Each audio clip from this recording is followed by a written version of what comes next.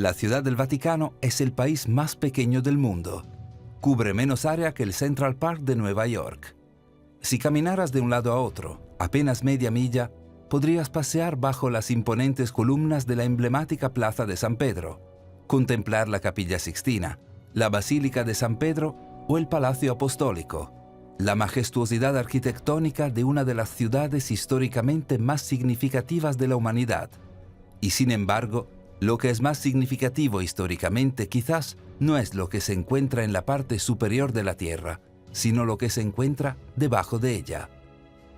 Allí, en un búnker parecido a una fortaleza, cerrado al público y protegido por guardias armados, se encuentran unas increíbles 53 millas de estanterías, más de 100 veces la distancia de un lado de la Ciudad del Vaticano al otro, excavadas profundamente en la tierra.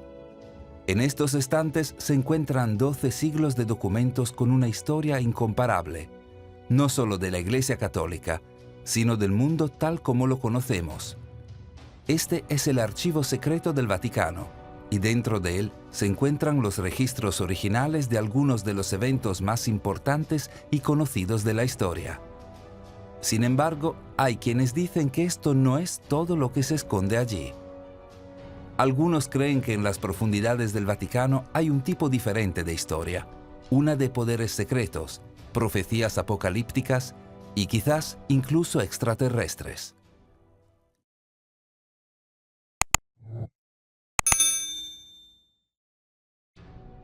En el siglo I, la Iglesia Católica ya conservaba registros de sus operaciones. Estos registros fueron confiados al cuidado y propiedad de los primeros papas, que viajaban con ellos donde quiera que fueran y se pasaban a sus sucesores cuando morían. A medida que la religión y su influencia se extendieron, el tamaño cada vez mayor de los registros hizo que esto fuera insostenible, y la Iglesia comenzó a almacenarlos en la residencia oficial del Papa. En el siglo XI, los archivos se conservaban en al menos 3 lugares diferentes: la Basílica de San Pedro en la Ciudad del Vaticano, así como el Letrán y el Palacio Palatino cercano en Roma.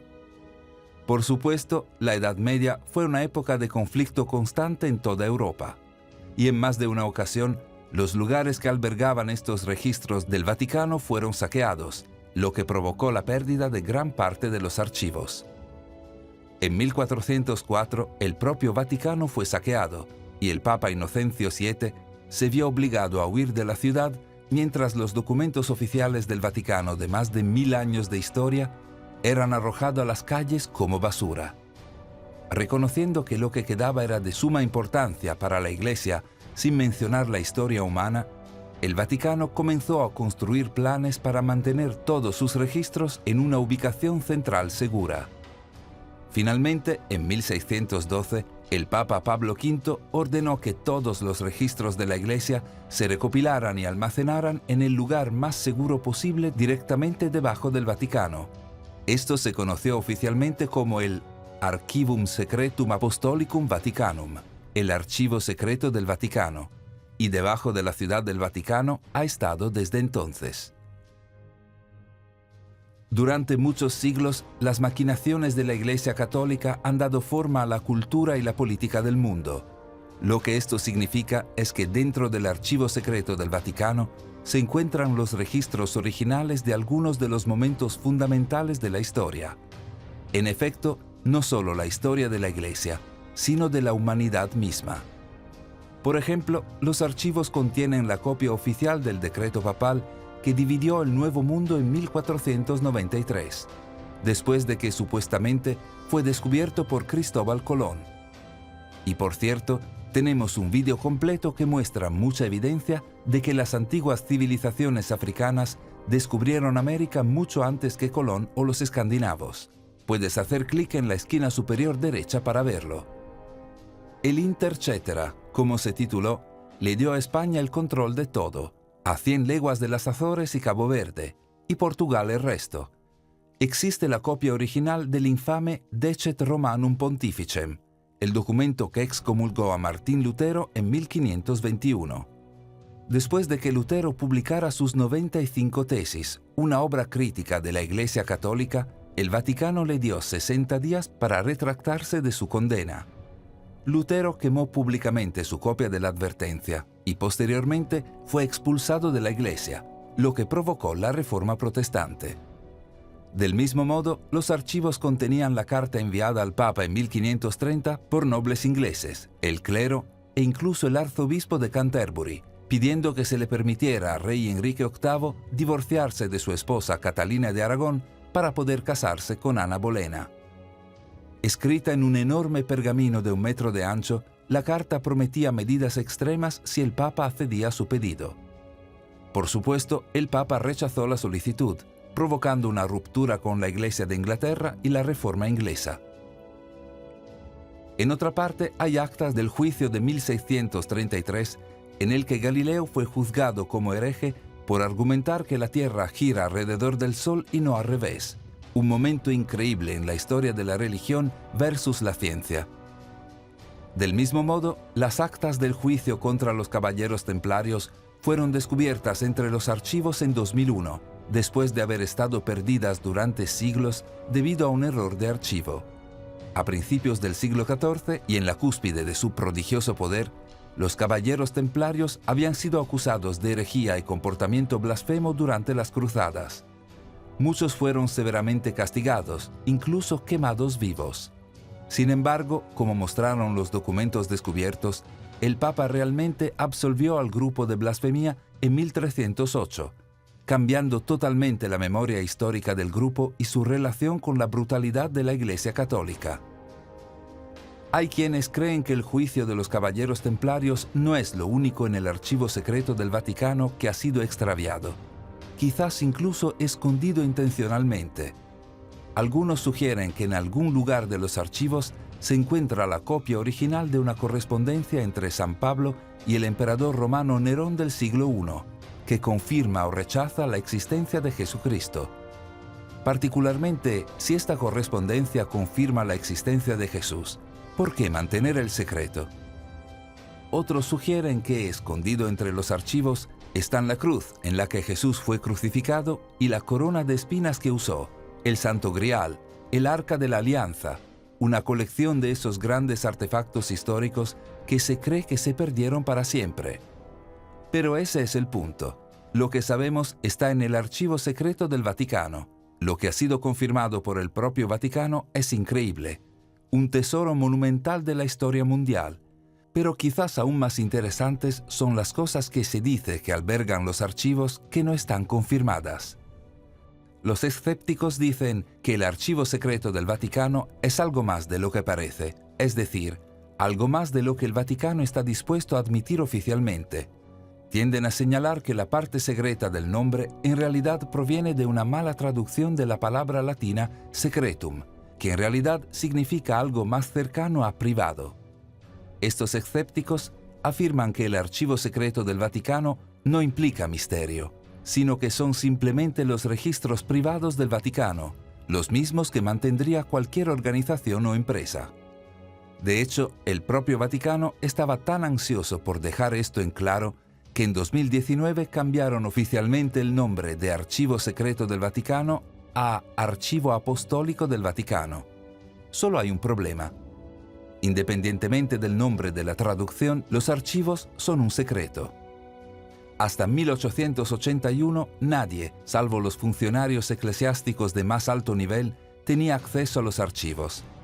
Ese año, el Papa León XIII abrió los archivos para seleccionar investigadores, una política que sus sucesores han continuado desde entonces, excepto que no se puede simplemente entrar y comenzar a mirar alrededor. Primero, todos los participantes deben ser académicos cuidadosamente acreditados. Periodistas, estudiantes o historiadores aficionados no son permitidos. Una vez que se recibe la acreditación y los académicos ingresan, más allá de los guardias armados, la navegación no está permitida. En cambio, los investigadores pueden solicitar hasta 3 carpetas por día. Estas carpetas no están catalogadas ni organizadas, por lo que pueden contener cualquier cosa. Esto significa que podrían pasar años antes de que los investigadores se topen con algo importante. Peor aún, las credenciales deben renovarse cada 6 meses y pueden ser revocadas por la Iglesia en cualquier momento. lo que significa que si un investigador se topa con algo trascendental, su acceso podría ser revocado rápidamente. No puede haber duda de que el Vaticano guarda sus secretos con fuerza. De hecho, lo mostraron descaradamente para que el mundo lo viera en 2020, no un año después de que quitaron el secreto del nombre. Después de una presión considerable de grupos judíos y de derechos humanos, el Vaticano acordó publicar documentos relacionados con el reinado de Papa Pío XII durante la Segunda Guerra Mundial. Muchos habían criticado al Papa Pío por no hablar en contra de la campaña racial de Mussolini y luego por no condenar el Holocausto en su conjunto, y quizás incluso por colaborar activamente con los nazis. La pregunta en la mente de todos era, mientras los nazis acorralaban a los judíos de Roma, ¿qué decía el Papa entre bastidores? Afirmando que la Iglesia no le teme a la historia, el Vaticano publicó un puñado de documentos relacionados con el Papa Pío. Desafortunadamente, estaba lejos de la colección completa que habían prometido. Lo que publicaron se parecía más a una campaña de imagen pública que a un intento de traer a la luz la historia, lo que generó críticas duras y en última instancia ignoradas. Y eso es todo. Cuando se trata de sus archivos, el Vaticano guarda sus secretos de cerca, sin importar la presión pública o lo que estos secretos puedan significar para el mundo. Por supuesto, esto plantea la pregunta, ¿qué otros secretos podrían estar escondiendo? En 1750, los arqueólogos descubrieron un libro misterioso en lo profundo de la tumba de Salomón en Jerusalén. Estaba inscrito con el año 1522. Aunque quienes lo examinaron creyeron que era una copia de una fuente más antigua, tal vez del 1200, tal vez incluso de una fuente oral mucho más antigua que eso. Pero lo que realmente sorprendió a quienes lo vieron no fue la fecha del libro, sino su contenido. Escritas en las páginas del interior había instrucciones sobre cómo hacer talismanes y amuletos mágicos, cómo lanzar hechizos mágicos y convocar demonios. Lo más dramático es que el libro describe cómo convocar al diablo mediante la construcción de un círculo mágico y la realización de un ritual que implica el sacrificio de un bebé cordero en cuyo punto uno podría hacer un trato con el diablo. Curiosamente, el autor del libro era supuestamente Honorio de los Ladrones, una figura apócrifa que se decía que había sido poseída por el diablo. El misterioso libro fue llamado el Gran Grimorio. En el siglo XVIII, grimorios, una palabra para libro de texto de lo oculto, ganó popularidad en Francia. En consecuencia, las copias del Gran Grimorio, que se dice que es el más poderoso de todos los grimorios, comenzaron a extenderse por todo el país y por todo el mundo hasta las colonias francesas. Allí, el Gran Grimorio se llamó Le Dragon Rouge, el dragón rojo, recordando las palabras bíblicas de Revelación, capítulo 12. Y he aquí un gran dragón rojo, que tiene 7 cabezas y 10 cuernos, y 7 diademas sobre sus cabezas. Y su cola arrastró la tercera parte de las estrellas del cielo y las arrojó a la tierra. Sin embargo, a pesar del supuesto poder del Gran Grimorio y las mini copias esparcidas por todo el mundo, ninguno informó haber convocado al diablo, y la popularidad del libro se desvaneció en la memoria. Quizás entonces la conclusión es que el Gran Grimorio no era más que un engaño. Algunos ofrecen una explicación diferente. Dicen que el Gran Grimorio no es un engaño, sino que la copia comercializada esparcida por el mundo representa una versión editada de la obra, su verdadero poder censurado, y que en algún lugar permanece inalterada la copia original. Excepto que no está en algún lugar, sabemos dónde está la copia original del Gran Grimorio. Así es, según el Vaticano, está almacenado en sus archivos secretos. ¿Podría el Vaticano realmente tener acceso a un libro de hechizos mágicos o incluso la capacidad de conjurar al diablo? Y si es así, ¿qué otros poderes podrían tener? En 1972 apareció un titular extraño en una revista italiana llamada La Domenica del Corriere. Decía, por fin se ha inventado una máquina que fotografía el pasado.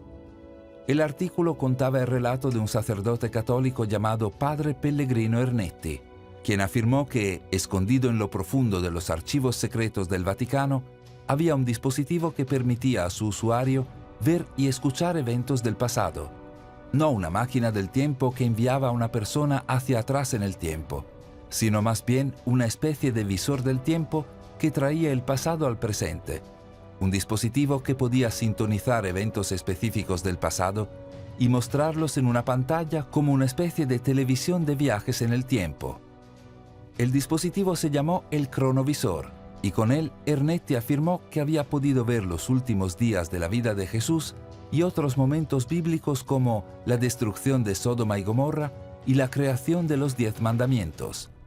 Lo más sorprendente es que el artículo incluía una fotografía del rostro de Jesús en el momento de la crucifixión, que supuestamente Ernetti había tomado usando el dispositivo, prueba que parecía de la existencia y función del cronovisor.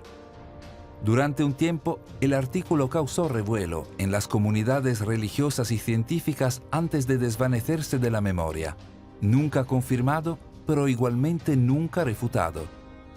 Luego, curiosamente, en 1988, el propio Vaticano emitió un decreto oficial sobre el cronovisor en el que advertía que cualquier persona que usara un instrumento de tales características sería excomulgada. ¿Por qué, en lugar de negar la existencia del cronovisor, el Vaticano instruiría a sus seguidores para que no lo usaran? ¿Podría ser porque el Vaticano en realidad tenía el dispositivo cronovisor escondido en lo profundo de sus archivos secretos? Pero si no es una ventana al pasado, quizás lo que se esconde en el archivo secreto del Vaticano sea una mirada al futuro. El 13 de mayo de 1981, el Papa Juan Pablo II recibió 4 disparos en un intento de asesinato por un hombre armado en la plaza de San Pedro en el corazón de la ciudad del Vaticano.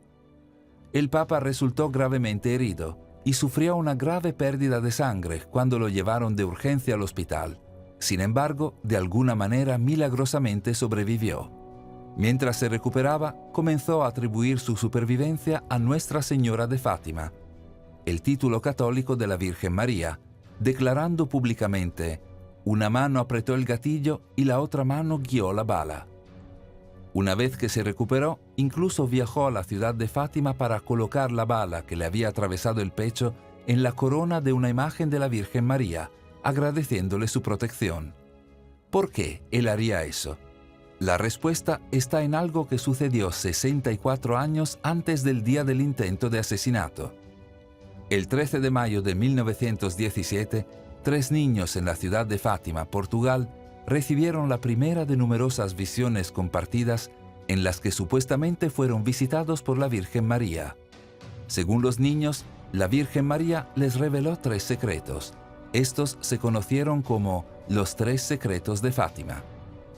En ese momento, el mundo fuera de Fátima, envuelto en la Primera Guerra Mundial, prestó poca atención a los niños portugueses y su historia, y de hecho, los supuestos 3 secretos podrían haberse olvidado por completo, si no fuera por un obispo local. Recordando la historia en 1941, el obispo consiguió que el último de los niños que aún estaban vivos en ese momento, y una monja llamada Sor Lucía, escribiera los secretos en un documento oficial. Según sus palabras, el primer secreto había revelado a los niños el sufrimiento de las almas de los condenados. Nuestra Señora nos mostró un gran mar de fuego que parecía estar debajo de la tierra.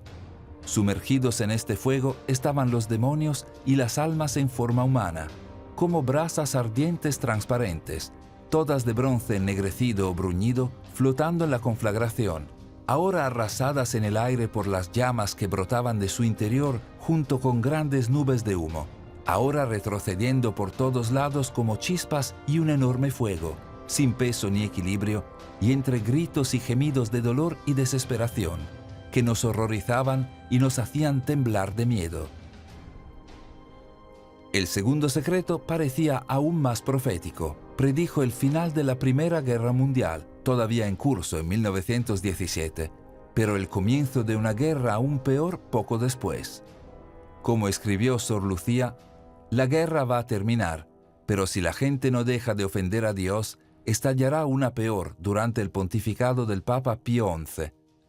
Cuando veas una noche iluminada por una luz desconocida, debes saber que esta es la gran señal que te ha dado Dios de que está a punto de castigar al mundo por sus crímenes, mediante la guerra, el hambre y las persecuciones de la Iglesia y del Santo Padre. Los buenos serán martirizados, el Santo Padre tendrá mucho que sufrir, varias naciones serán aniquiladas. En medio de la Segunda Guerra Mundial, cuando esto se reveló en 1941, el secreto parecía particularmente conmovedor, y los 3 secretos de Fátima comenzaron a lograr un reconocimiento generalizado. Pero, ¿cuál fue el tercer secreto? Todos se preguntaban. Crípticamente, Sor Lucía no quiso revelar el tercer secreto, proclamando que no había sido autorizada por Dios para compartirlo. ¿Por qué no le importaría a Dios que los 2 primeros fueran compartidos, pero estar en contra del tercero? 2 años más tarde, enferma de influenza, el obispo le ordenó a Sor Lucía que escribiera el tercer secreto, una exigencia a la que ella cedió, en caso de que ella muriera y el secreto se perdiera para siempre. El secreto llegó al Vaticano y a sus archivos sellados dentro de un sobre, con las vagas instrucciones de no abrirlo hasta 1960, cuando sería más claro. Sin embargo, cuando llegó el momento en 1960, el Vaticano emitió una declaración oficial en la que anunciaba que era muy probable que el secreto permaneciera para siempre bajo un sello absoluto. Esto llevó a mucha especulación. ¿Qué podría revelar el secreto que sería tan dramático como para necesitar ser suprimido para siempre? Como era el apogeo de la Guerra Fría, el New York Times incluso especuló que el tercer secreto podría predecir la aniquilación nuclear mundial. Finalmente, en 2000, el Vaticano dio un paso al frente y dio a conocer lo que dijeron era el texto del tercer secreto. Hablaba de un obispo vestido de blanco, asesinado por un grupo de soldados que le disparaban balas y flechas, y como, de la misma manera, murieron uno tras otros los demás obispos, sacerdotes, religiosos y religiosas, y laicos diversos de diferentes rangos y cargos. Estas palabras, afirmó el Vaticano, deben interpretarse como un lenguaje simbólico, que se refiere al intento de asesinato del Papa Juan Pablo II en 1981, el obispo vestido de blanco del que hablaba el secreto. Parecía que las piezas del rompecabezas finalmente, más de 80 años después, se habían ensamblado. Mientras el Vaticano informaba al público que el muy publicitado tercer secreto tenía que ver con un fallido intento de asesinato hace 20 años, muchos se quedaron pensando, ¿eso es todo? ¿Por qué décadas de secreto? ¿Por qué el sello absoluto? ¿Por qué la prohibición inicial de Dios por algo relativamente poco notable? Algunos dicen que la respuesta es simple. El tercer secreto que el Vaticano reveló no fue el tercer secreto real, sino más bien una invención. Poco después de que se revelara el supuesto tercer secreto en 2000, apareció un artículo de noticias que afirmaba presentar una entrevista con el entonces cardenal Ratzinger, que se convertiría en el Papa Benedicto XVI en 2005. Según el artículo, Ratzinger le dijo al entrevistador, «Hay más de lo que publicamos en el tercer secreto». Curiosamente, después de convertirse en el primer papa desde la década de 1400 en renunciar a su cargo mientras aún estaba vivo en 2013, Benedicto respondió al artículo en 2016 llamándolo absolutamente falso y afirmando que la publicación del tercer secreto de Fátima está completa. Curiosamente, esta fue la primera y hasta ese momento la única declaración oficial que Benedicto XVI había hecho como Papa emérito. ¿Por qué comentar un artículo que tiene casi 2 décadas y no una multitud de otras cosas que enfrenta el mundo? Hasta el día de hoy hay muchos que creen que hay más en el tercer secreto de lo que el Vaticano ha publicado, incluidos aquellos dentro del Vaticano mismo. De hecho, el mismo Benedicto proclamó en un discurso de 2010 en Fátima que sería un error pensar que la misión profética de Fátima está completa. Luego, en 2020, el arzobispo Carlo María Viganò concedió una entrevista en la que afirmó que el tercer secreto que el Vaticano dio a conocer no solo estaba claramente incompleto, sino que el Vaticano estaba involucrado en una operación de encubrimiento del verdadero contenido del secreto. Si hay un encubrimiento, entonces, ¿un encubrimiento de qué? Es interesante notar que allá por 1980, casi un año antes del atentado contra su vida, el Papa Juan Pablo II pronunció un discurso en Alemania en el que dijo sobre el tercer secreto: si hay un mensaje en el que se dice que los océanos inundarán secciones enteras de la Tierra, que de un momento a otro perecerán millones de personas, ya no tiene sentido querer realmente publicar este mensaje secreto. Es peligroso querer satisfacer la curiosidad solo si uno está convencido de que no podemos hacer nada contra una catástrofe que ha sido predicha. 4 años más tarde, después de que el Papa fuera baleado y recuperado hace mucho tiempo, apareció un artículo en la revista Jesús en el que el entonces cardenal Ratzinger concedió una entrevista afirmando que había leído el tercer secreto y que se relacionaba con peligros que amenazan la vida del mundo. Aún más alarmante, el artículo afirmaba que Ratzinger había confirmado que el tercer secreto era esencialmente el mismo que otra profecía que había sido revelada en 1973 en Akita, Japón. Allí, la Virgen María supuestamente se apareció a una monja y le entregó un mensaje sorprendente. El Padre infligirá un terrible castigo a toda la humanidad. Será un castigo mayor que el diluvio, como nunca antes se habrá visto. Caerá fuego del cielo y arrasará con gran parte de la humanidad, tanto buenos como malos, sin perdonar ni a sacerdotes ni a fieles. ¿Podría ser que el tercer secreto de Fátima no trataba en absoluto del asesinato de un papa, sino de la aniquilación del mundo? ¿Predice algún tipo de apocalipsis global? ¿Y podría el Vaticano estar reprimiendo ese secreto incluso hasta el día de hoy para evitar un pánico global? Las cuestiones filosóficas son pesadas. ¿Te gustaría saber la fecha de tu propia muerte?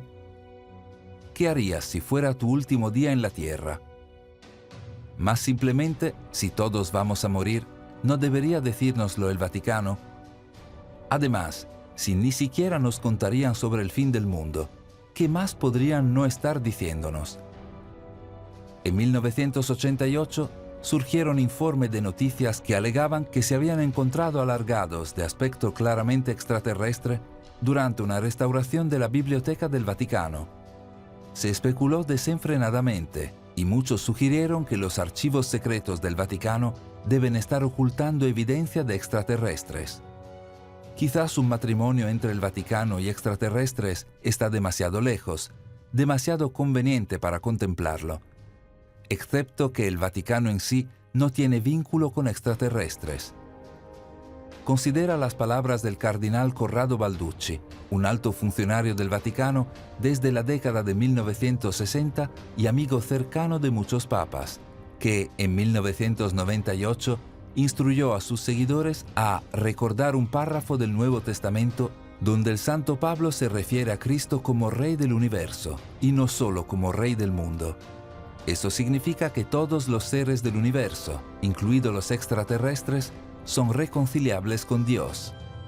¿Qué podrían saber Balducci y el Vaticano sobre el universo que nosotros no sepamos? En 2009, el Vaticano celebró su primera conferencia internacional de astrobiología que reunió a los mejores científicos de todo el mundo y astrónomos del Vaticano para discutir la vida extraterrestre. Como afirmó el legendario astronauta estadounidense Gordon Cooper, una de las 7 personas originales enviadas al espacio por Estados Unidos, ¿quieres saber sobre los ovnis y los hombrecitos verdes? Contacta con el Vaticano. De hecho, incluso el Papa actual, el Papa Francisco, ha declarado públicamente que estaría dispuesto a bautizar a los extraterrestres, preguntando retóricamente, ¿quiénes somos nosotros para cerrar las puertas? Lejos de cerrar puertas, el Vaticano busca libremente abrirlas. En Tucson, Arizona, el Vaticano trabaja con gobiernos mundiales y asociaciones astrológicas para rastrear el espacio profundo en busca de signos de vida extraterrestre, utilizando algunos de los telescopios más poderosos de la Tierra en el Observatorio Internacional Mount Graham.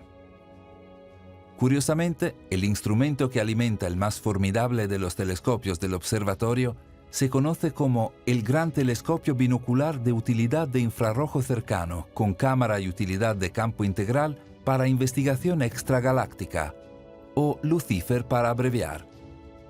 Sí, el Vaticano está buscando extraterrestres usando un telescopio que lleva el nombre del diablo.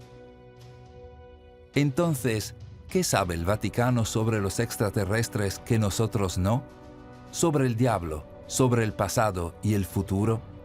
Sea lo que sea, lo más seguro es que esté guardado en lo más profundo de sus archivos secretos inexpugnables. Gracias por mirar. Si disfrutaste del vídeo, haz clic en el botón me gusta. Y si eres nuevo, haz clic en suscribirse y la campana para recibir notificaciones futuras.